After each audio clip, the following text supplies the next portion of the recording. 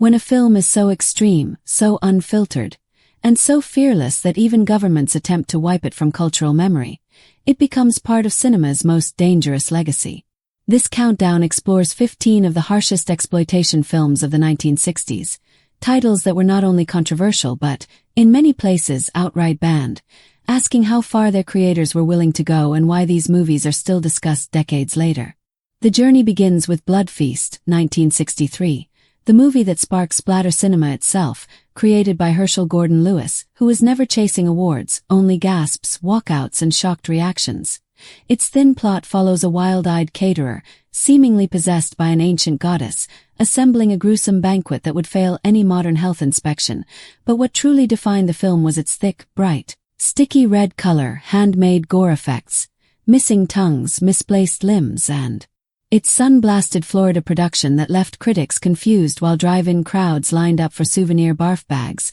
earning bans and heavy censorship yet opening the floodgates for cheap, confrontational horror with one simple rule: if you cannot go big, go for the jugular. That brutal simplicity carried into The Sadist, 1963, directed by James Landis, a scorched black-and-white nightmare set in a junkyard where three schoolteachers stumble into the territory of a gun-carrying killer inspired by real crime, with Arch Hall Jr. abandoning his light-hearted screen image to deliver a deeply unsettling performance, photographed with near-documentary intensity by Vilmos Zsigmond, whose close-ups and relentless pacing squeeze the audience until the tension becomes unbearable, creating a stripped-down blueprint for American terror that influenced later slashers and home invasion films, and was quietly removed from some theaters because of its cold, merciless tone. Obsession and Revenge takes center stage in The Touch of Her Flesh, 1967, one of the most personal and unhinged shock films of the era, made by and starring Michael Findlay as a blinded weapons dealer driven mad after betrayal,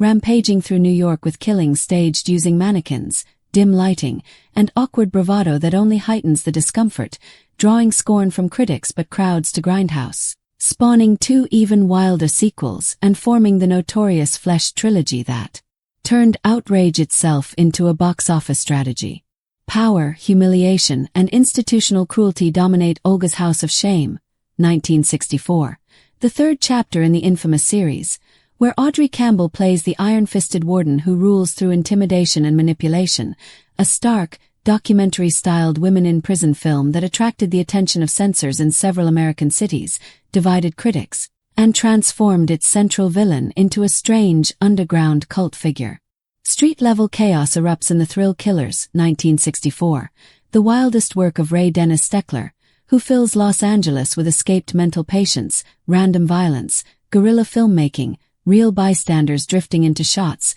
and erratic editing that critics dismissed as incompetent but genre fans embraced as raw proto-slasher gold, its legend growing through bans, complaints, and its unmistakable sense of danger. Before becoming famous for gore, Lewis tested different boundaries with Scum of the Earth, 1963, a grim cautionary story of a young woman lured into illicit photography and psychological ruin, framed as moral warning yet clearly designed to provoke censors, helping push exploitation cinema toward darker, more realistic discomfort. Rural Corruption and Hypocrisy Wrought from Within Mudhoney, 1965, financed and directed by Russ Meyer, blending Southern Gothic melodrama, crime, and savage satire into a film that baffled critics, struggled commercially, but earned underground devotion for tearing into religious fanaticism, sexual repression, and small-town respectability. Hallucinatory Chaos Defined Something Weird, 1967, where Lewis collides horror, crime, witches, psychics, shadowy government forces,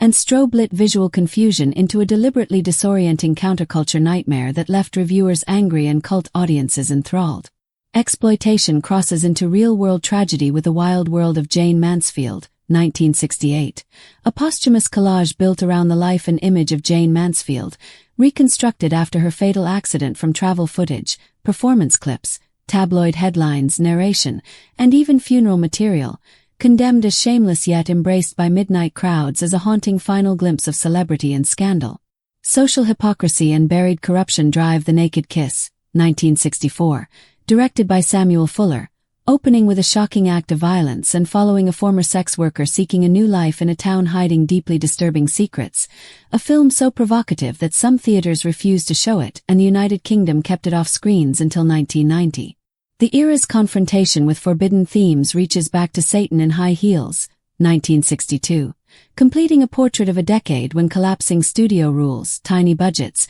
and fearless independent filmmakers reshaped cinema by deliberately challenging comfort, taste, and authority without hesitation.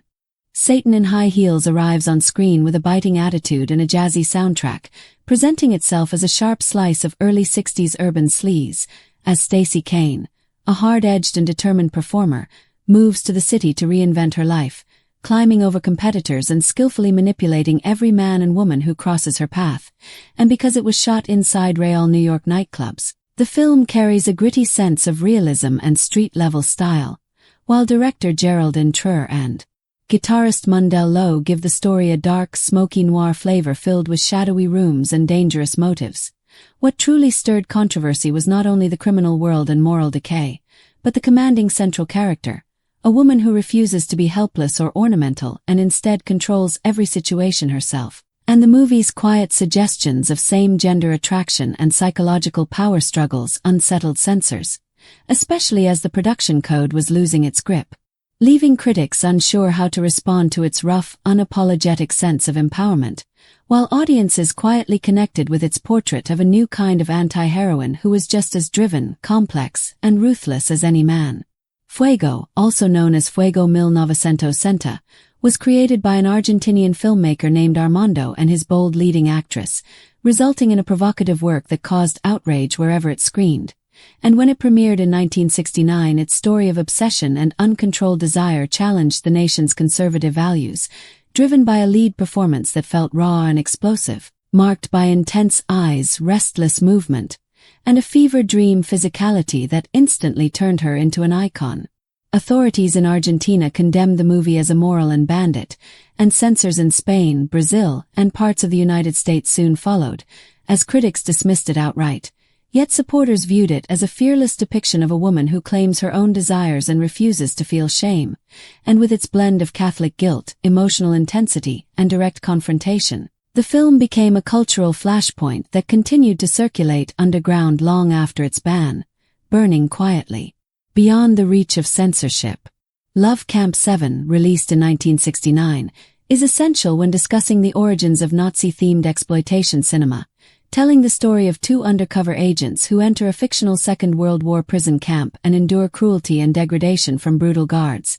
And from its opening moments, the film makes its shock-driven purpose unmistakable. It was prohibited in the United Kingdom under any acceptable standard and later appeared on the infamous Video Nasties list in the 1980s, turning it into a target for confiscation and underground distribution.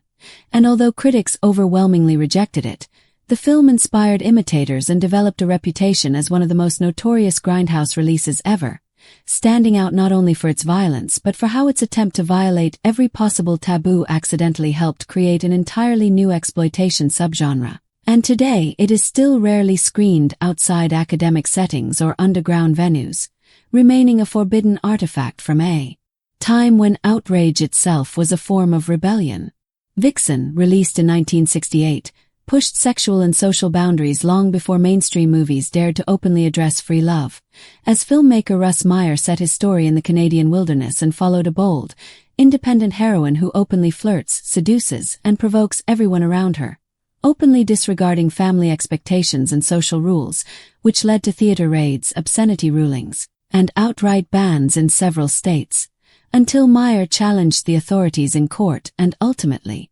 won multiple landmark cases by defending the film's artistic and social relevance. The result was that Vixen became the first X-rated movie to achieve massive box office success in the United States, earning more than $7 million,